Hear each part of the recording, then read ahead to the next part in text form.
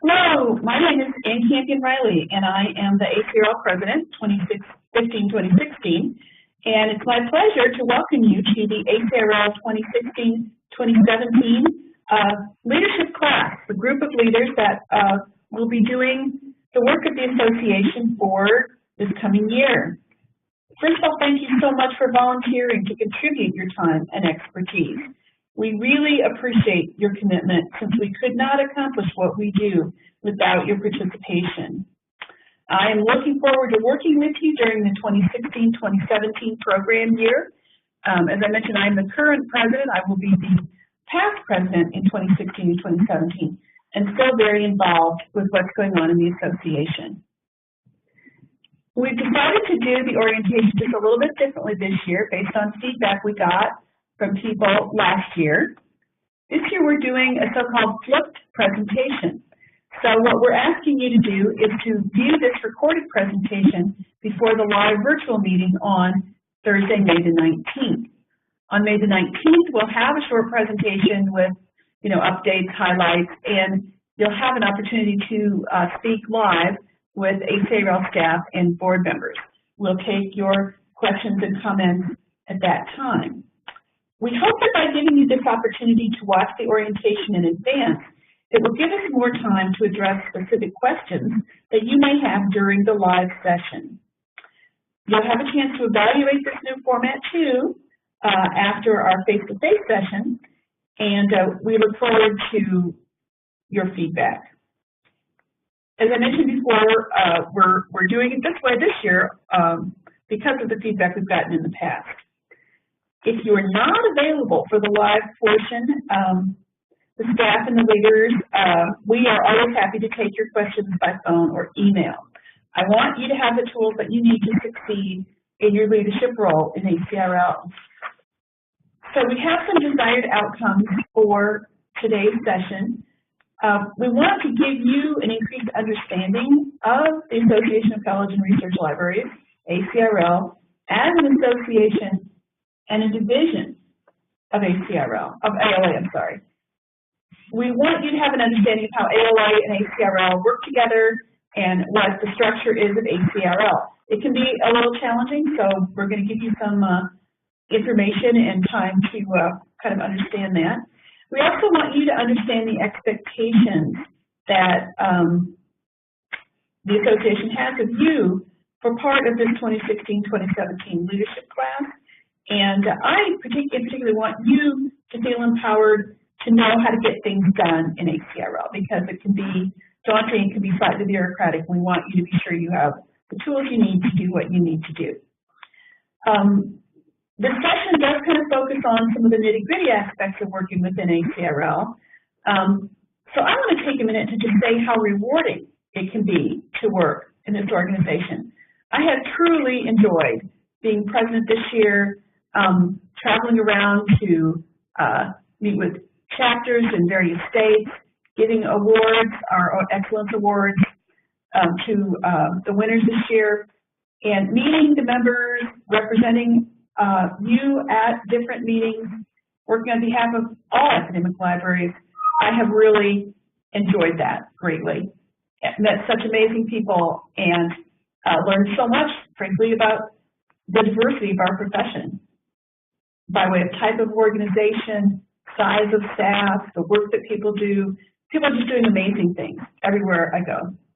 So I want to thank all of you for being these passionate, dedicated colleagues and working to improve higher education and libraries. I want to thank you all, my colleagues in leadership, for you being willing to share responsibility for ACRL's continued excellence and exceptional service to our members. So now I want to talk just a little bit about your role as leaders in this year's leadership class, if you will, for 2016-2017. We're going to look a little bit at ACRL structure. I mentioned sort of nitty-gritty kind of things so you know how to get things done. This is something that we talked about a little bit at the Leadership Council last year, and on the evaluations we got from people, some said, oh, I want more of the nitty-gritty. Some said people shouldn't have interrupted to add things about the structure of ACRL. Everybody here already knows that.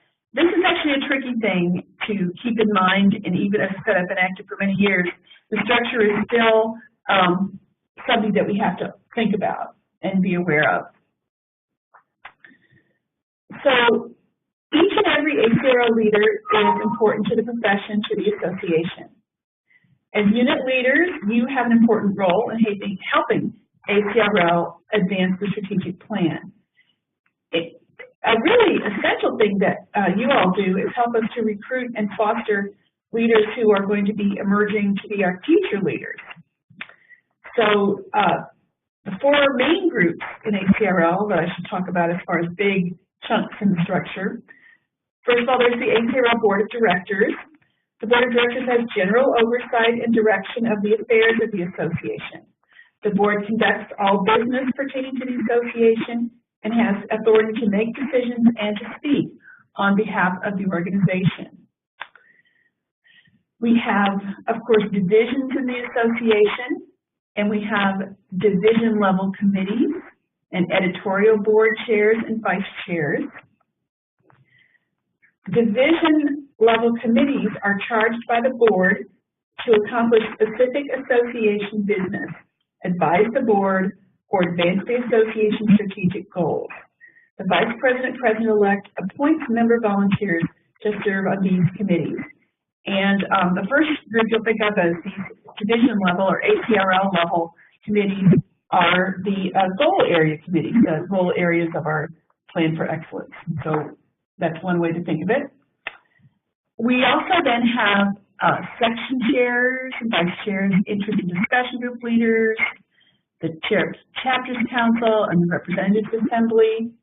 The communities of practice group is the overall one that offers specialized membership engagement opportunities. Communities of practice are approved by the board and have significant autonomy in determining their own strategic goals and how to best accomplish them. Section vice chairs appoint member volunteers to serve on their section committees. And remember, communities of practice are sections and interest and discussion groups, chapters council, and representative assembly. The expectations for this work, people work year-round. They do this through virtual meetings and conference calls, obviously online discussions also. It's important as leaders that we give clear direction for our members and that you keep up ongoing communication with your members. So here, again, we have laid out these four groups that sit under the Board of Directors. This is a graphic for the Plan for Excellence, and I'm really pleased to be involved in an association that is as strategic-minded as ACRL, and hope that each of you will find satisfaction in contributing to ACRL's success. So, as I mentioned before, our strategic plan is called the Plan for Excellence. Most of you will have heard about it. Some of you may have even had opportunities to provide feedback on it. And you'll see that ACRL has just four strategic goal areas: the value of academic libraries, student learning, research and scholarly environment, enabling programs and services, and new roles and changing landscapes. Enabling programs and services isn't one of the areas on the strategic areas on the Plan for Excellence, but that's something that we do on an ongoing basis. And it is a portion of the Plan for Excellence. As the Higher Education Association for Librarians, which is how we at ACRL style ourselves, we lead academic and research libraries and librarians in advancing learning and transforming scholarships by focusing on the four areas as well as enabling programs and services. We do this by having specific objectives and carefully measuring and monitoring our progress. If you haven't already, please do take a look at the Plan for Excellence and review it with your group. Take a look at ACRL's core purpose, as this is something that we need to keep in mind that helps keep our leadership focused, connected, and engaged. So the enabling programs and services portion of what we do, which is encompasses budget and finance, publications, membership, and other operational support, working with the committees and communities of practice, keep the association responsive to the needs of academic and research librarians. And later on, we'll talk a little bit about how you will be sharing your work with the ACRL Board of Directors. Hello, I'm Mary Ellen Davis, ACRL Executive Director, and I'm really looking forward to working with you this year. Now, my role here is to give you a little bit of context for the environment in which you're volunteering. First, that you should realize that ACRL is a part of the American Library Association, and ALA is the only legal entity. ACRL, founded in 1940, was the first division of ALA, and ACRL is its largest division. We celebrated our 75th anniversary in 2015. Now, in the eyes of the Internal Revenue Service, ALA is a 501c3. Now, what does that mean? It means that we are a charitable, educational, nonprofit organization founded for the public benefit. We are not a professional association, even though I know I joined ALA at the beginning of my career to find my professional home, and I know that many of us think of it that way. But the IRS thinks of us as an organization for the public benefit. Now, why am I making a distinction? This status puts limits on the amount of lobbying and political activity we can do, and that's especially important to know in this election year. So this means that as a 501c3, we can have absolutely no political speech. We cannot have any discussions supporting or opposing specific candidates or viewpoints. We can't organize any boycotts, and this should be fairly obvious, but we cannot make defamatory remarks about others. Now, let me be clear, this is not a free speech issue. This is simply a tax issue because the IRS has classified us as an organization for the public benefit. And it would please me greatly if ACRL were not the one to cause ALA to lose its tax-exempt status. So if you're in doubt, feel free to contact me and we'll go over the specifics. Now, another thing you should know is that as a division of ALA, we are entirely self-supporting financially. We get no direct financial support.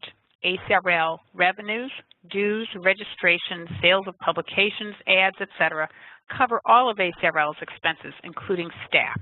ALA does not give us a portion of its money. And divisions pay ALA an indirect cost on non-dues revenue that is generated, which in FY17, fiscal year 17, will be 26.4%. So to illustrate, when ACRL charges you a conference registration, for every dollar that you pay ACRL to go to that conference, 26.4 cents goes directly to ALA. And ALA uses those monies to offset support services such as our IT department, our consultation for legal advice, the Human Resources Department, the Financial Services, the Membership Department, the Office for Intellectual Freedom, and things like that. Now let's take a look at a few key policies. Communication is so important, and as an ACRL leader, you may be asked to communicate or to send a letter or comment on a specific issue or a topic of interest to the profession. But please know that only the ACRL Board of Directors may speak for ACRL. You are welcome to comment and send letters on behalf of yourself as an individual, but not if you use your ACRL title. Now, the ACRL Board invites you to suggest to them when it is important for ACRL to make a statement on an issue, and they welcome your suggestions. And we do try to respond promptly. In the last year or two, our colleagues in Michigan asked ACRL to send a letter speaking against a proposed bill in the Michigan Senate, which would included in its budget proposal a penalty against any public college or university that was teaching a labor-related course or offered a labor studies program. This, of course, violates one of ACRL's core beliefs and the ALA Library Bill of Rights. So ACRL Board was very happy to consider that issue and send a letter to Michigan explaining how this bill would be a detriment to freedom of speech and information. Informal communication is also important within ACRL's work in the higher ed community. ACRL has a number of opportunities to work outside of the association, individuals, sections, interest groups, ACRL officers, staff, and the Liaison Coordinating Committee reach out to higher ed associations. And the Liaison Coordinating Committee coordinates an assembly of all ACRL members working with other organizations. And our goal area committees have developed talking points that ACRL liaisons can use when working with other groups. Your committee or section or community of practice might have issues that would be of interest to liaisons, and I know they would welcome your suggestions for talking points. Note that ALA policy states that only ALA Council can create formal relationships, and that would be a relationship when another organization invited us to have a formal role on their governance body. But those would be coordinated by ALA, but all the work that we're doing with our higher ed associations to present and to discuss and to contribute are just fine with our informal relationships on. A few other policies I wanted you to be aware of are surveys. It's so easy these days with SurveyMonkey and other tools to do a survey, and you're welcome to do as many as your membership can stand as long as you stay within your own community of practice. If you'd like to go beyond that, we ask that you send them to the ACRL office for review and assistance. This is necessary so that we can ensure the highest quality of the survey, can avoid duplication, and avoid survey fatigue, because we'll know if another community of practice or another committee or ALA or ACRL are getting ready to send a survey. We don't want to send them in the same time frame. And we're certainly happy to work with you on refining a survey even for your own community of practice to ensure that it has the highest quality. And once your survey is all ready to go and approved, we're happy to work with you to see the best way to disseminate that survey. We also like to say that as part of your work for a committee within a community of practice, ACRL and ALA has the right of first refusal on that work, so that we'd be happy to talk to you about an idea that you think is publication worthy. And Erin Nevius is our content strategist, and we'd be happy to answer your questions about that. Now, communication is a really important concept in this international association such as ACRL. To some, ACRL can seem like a really complex organization, and we do have many committees and communities of practice working towards ACRL's core purpose and key goals.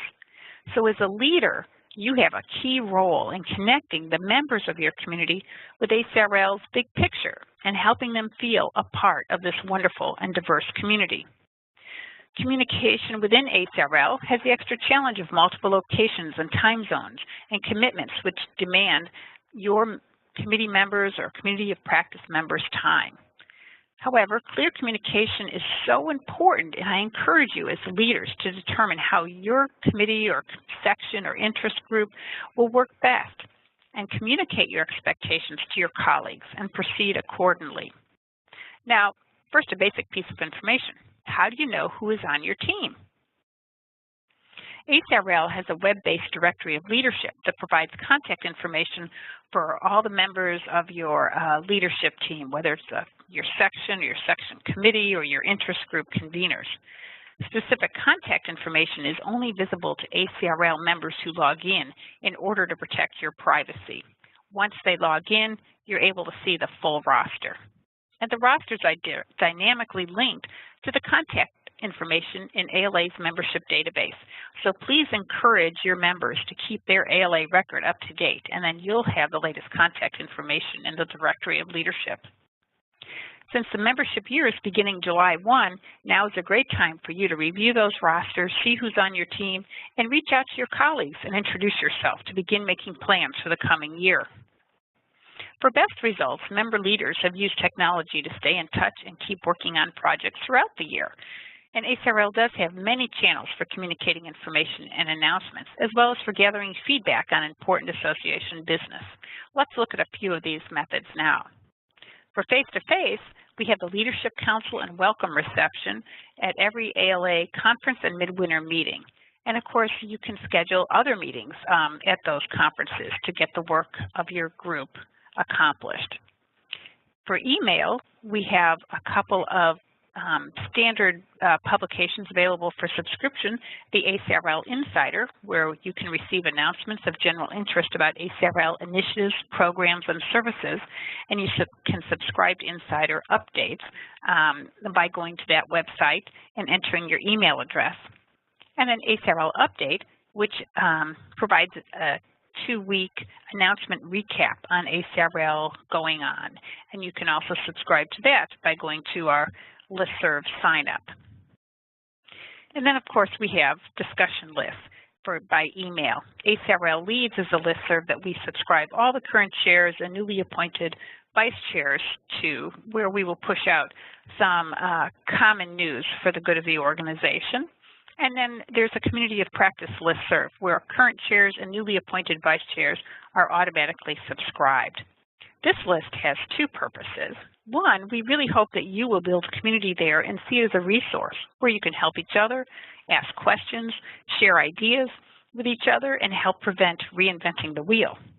And then it has an administrative purpose so that we can push out information to you about your leadership responsibilities, deadlines, reminders, report forms. We will put all of that information to remind you throughout the year of what's coming up. And then we have the option of virtual meetings. We use ALA Connect, Adobe Connect software, WebEx, and whatever the flavor might be in another year, we will try to make it available so that to facilitate your group being able to get together. You might wonder, what does the board have to do with me? Now, there are times that your community of practice will have needs beyond your own community, and this is when they can reach out to the board. For example, the ACRL Information Literacy Immersion Program started with just an individual and the instruction section coming to the board with a new idea.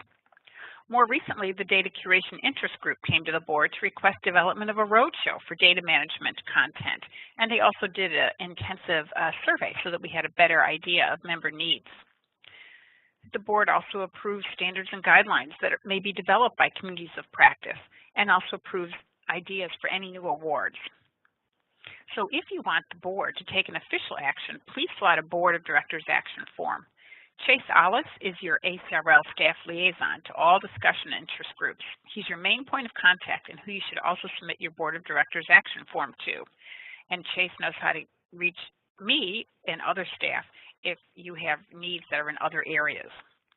Now, deadlines for reports and actions will be announced via electronic discussion lists and your ALA Connect community. Items are turned in prior to the conference so that the board has time to thoughtfully review and consider the item. The board also works virtually, so your items do not have to wait until the next midwinter or annual conference for consideration. Now, the final place that we can get together is Leadership Council, which is a face-to-face opportunity for us to gather at the ALA midwinter meetings and annual conferences. Sometimes I'm asked by new people at Leadership Council, why am I here and why did I get invited? Well, as mentioned earlier, we really consider you the ACRL leadership class, and together you offer ACRL a great brain trust. We use this time to get your input. For example, we've developed ACRL Strategic Plan, the Plan for Excellence, with input from the Leadership Council. And we added a 4th goal based on discussions with the leaders over the last year. We share the thinking of the board on any number of new initiatives or governance or structural changes, bylaws changes, committees changes, things about the environmental scan, the future of academic librarianship. And sometimes we provide speakers or professional development opportunities. We've shared the Harwood Kitchen Table Conversations approach and taught appreciative inquiry and had speakers from the ACRL Harvard Leadership Institute attend. So we look for a variety of ways to enhance your leadership and get your input on managing the organization's future directions. This Leadership Council is followed by a welcome reception, which is an opportunity to meet and network with other ACRL leaders. I hope to see you both at the Leadership Council and the welcome reception this summer. And if we haven't met yet, I hope we will at those sessions. Please be sure to introduce yourself. I'm Mary Jane Petrowski, and I will be reviewing some upcoming deadlines as well as funding, professional development opportunities for your groups, and membership information.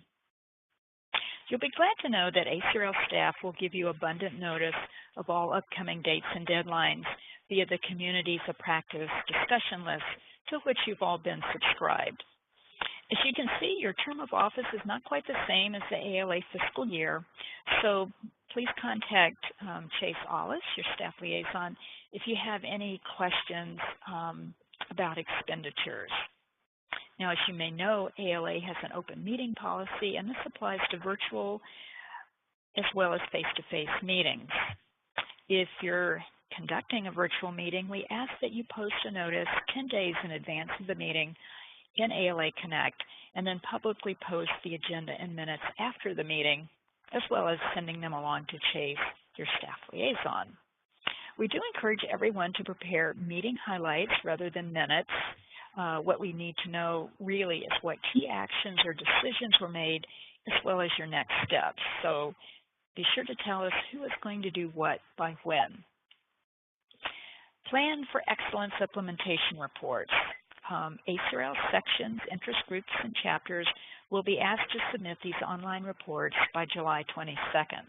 Discussion groups do not need to complete these reports. This year, the outgoing interest group conveners are responsible for submitting the Plan for Excellence Implementation Report and meeting highlights. And next year, when it's your turn to file these reports, Chase Ollis will remind you and send you a link to the online form. The ACRL Board uses these reports to assess progress on the ACRL Plan for Excellence, and we'll be reading them in preparation for their strategic planning meeting in September. All interest groups receive $150 a year, whereas discussion groups do not receive funding. Any unused interest group funds are not carried over to the next fiscal year. Since the ALA fiscal year ends on August 31st, all reimbursement requests are due each year by August 15th. However, the ACRL annual budget does include unallocated funds for strategic initiatives. So if your group comes up with an exciting idea for a new initiative that requires funding over and above your allowance, Chase Ollis, your staff liaison, can help with shepherding your request. As leaders in the association, you are uniquely positioned to identify colleagues who are deserving of recognition. ACRL has 20 award committees, and our 17 award committees would greatly appreciate your nominations, which are always due the first Friday in December. ACRL offers several modes of online learning. Our e-learning offerings are focused on practical topics and issues. We issue an open call for proposals for e-learning topics, so please contact Margot Conahan if you have suggestions or ideas. Proposals will be reviewed and approved by ACRL staff. On the other hand, ACRL interest groups and discussion groups are more than welcome to offer what we call online discussion forums.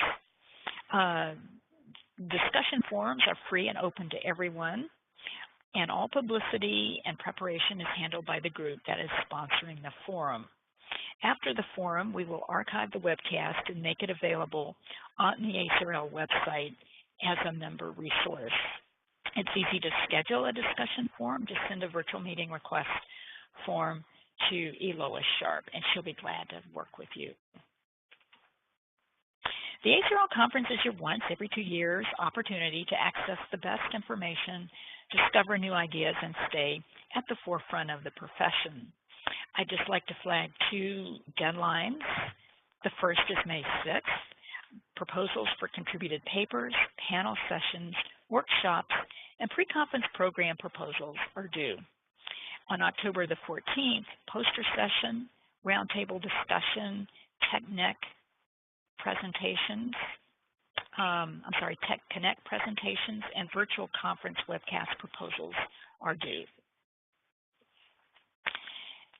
As you know, ACRL members can choose to affiliate with any or all of our 17 interest groups. And so each month, ACRL staff will upload your most recent interest group membership statistics into your ALA Connect space so that you can see current as well as past membership reports. These reports are generally available by the second or third week of the month. Every 3 years, we do a broad survey of the entire membership, and we do provide cross-tab results by interest group. So if you're interested in the 2015 results, please contact me and I'll be glad to share them with you.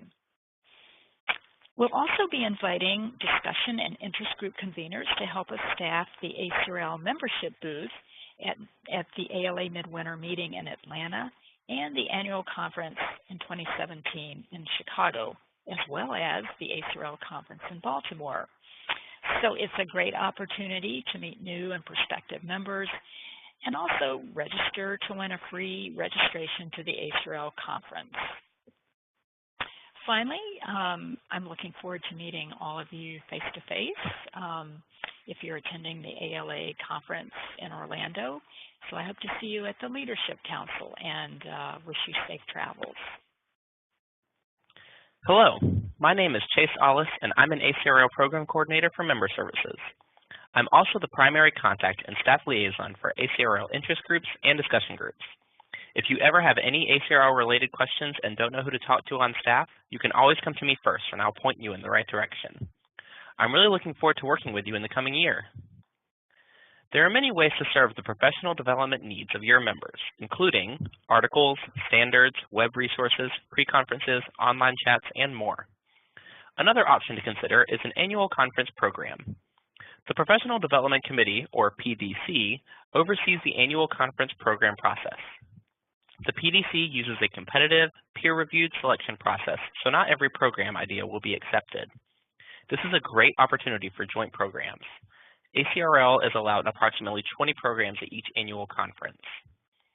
ACRL division-level committees, sections, interest groups, and individual ACRL members can submit proposals for annual conference programs. Proposals will be evaluated in the same way using the same selection criteria. 2017 program proposals are due September 1st, 2016, and notifications will be issued in early October 2016. 2018 proposals will be due in September of 2017. Please consider discussing your 2017 program topic and possible collaboration with other ACRL units or individuals during an online chat in ALA Connect. The chat will remain open through the summer of 2016, so please check back and review any requests for collaboration. If you have additional questions, check out Chapter 9 of the Guide to Policy and Procedures or contact Megan. Discussion and interest group appointments are informal and may use any method they choose to select new leadership. Discussion group leaders may choose to remain as convener for the following year or may put a call out to the discussion group for new leadership. Interest group appointments follow a 3-year commitment, the first year as incoming convener, the second as convener, and the third as past convener. Appointment terms follow the membership year, which runs from July 1st through June 30th annually. Discussion and interest group leaders will receive an appointment acceptance form during the spring and return it to me to finalize their appointment. And here is your ACRL Staff Communities of Practice team. You may have had contact with Megan Griffin, who is ACRL Program Officer for Member Services. Megan is the main staff liaison to sections and appointments, as well as special events for ACRL units, programs, and the election process. And again, I'm Chase Ollis, and I'm the staff liaison for interest and discussion groups, as well as our awards program and ACRL chapters. We are both here to support you and your unit, so please don't hesitate to contact us with questions throughout the year. Let me quickly flag one resource on the Working with ACRL page. The ACRL Guide to Policies and Procedures is a detailed and comprehensive guide to policy and procedure. We update this every year, every board meeting, and are happy to answer any questions about it. Interest group membership reports are uploaded monthly to each interest group's ALA Connect space. ALA is currently in the process of transitioning to a new platform for ALA Connect. The transition is expected to occur during this 2015-2016 cycle, but many of the features I'll discuss today will stay the same. Your login for ALA Connect is your ALA website login and password. All ACRL units have ALA Connect community workspaces. ALA Connect sends out email alerts when new content is added. I encourage you to log in and make sure email notifications are turned on. If your unit has not yet determined an organized way to share documents and connect, I encourage you to take some time to do so. All ACRL board minutes and document compilations are in Connect. Membership units are advised to use their ALA Connect space as a way to make the required public announcement of meeting agendas and minutes. Within your ALA Connect space, you can facilitate your unit's work using discussion posts, the calendar, and even create a folder structure for document sharing. This is one of the best features that has been added to Connect. The file folder structure really allows you to keep things organized and to easily pass materials to incoming committee members. Currently, you can make files public or accessible to members outside your group, or keep them private so only your group can see them. Private documents mainly pertains to items with sensitive information, such as evaluation of award applicants. Per ALA policy, all activities of the committees, board, and units of ALA and its units should be conducted as openly as feasible. Some of this may change when ALA moves to a new platform, and we will keep you updated. ACRL is pleased to announce that we're now offering LibGuides as a free service for our membership units. This includes LibGuides, LibCalendar, and LibAnswers. LibGuides should not replace ALA Connect, but can be a great tool for publishing toolkits, FAQs, and bibliographies. Interest group leaders get an opportunity to tell the board about all the accomplishments you have made by submitting a Plan for Excellence implementation report each year. Discussion groups are not required to submit this report.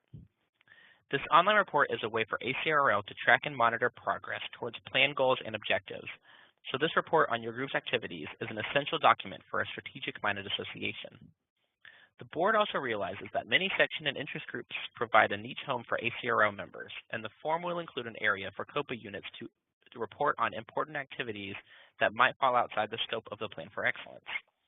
The deadline to submit the report comes after the annual conference to allow you to include any projects completed at the annual conference. As leaders, you will get the details on completing the current year's report in the next few weeks. New leaders should start thinking about how to best track your group's activities throughout the year, so you'll be in great shape to submit your report next July, right after the 2017 conference. And now I'd like to pass it on to Elois, who is going to talk to you a little more about scheduling meetings and holding effective meetings. Hi, I'm Elois Sharp, the ACRL Program Coordinator for Governance, and I am going to be talking to you today about meetings. During this section, I'll be discussing both face-to-face and virtual meetings. ALA will meet next year in Atlanta for midwinter and in Chicago for annual conference. Many committees meet face-to-face at ALA conferences, but this is not required. ALA is changing the focus to having its conferences focus on conversations and content, so please feel free to meet virtually. If you're interested in meeting face-to-face, ACRL staff will notify you of the process and deadlines for scheduling meetings at a conference this fall. When you schedule a meeting, you also need to request your AV. That's very important, such as your flip charts and your microphones. Please note, ALA can only provide very limited support for blended meetings. That's when meetings are with people in a conference room and others participating virtually. This is based on availability and depends on the conference city. You'll need to request remote access, AV, by the deadline. Don't worry, I'll send you that information via the committee chair's listserv.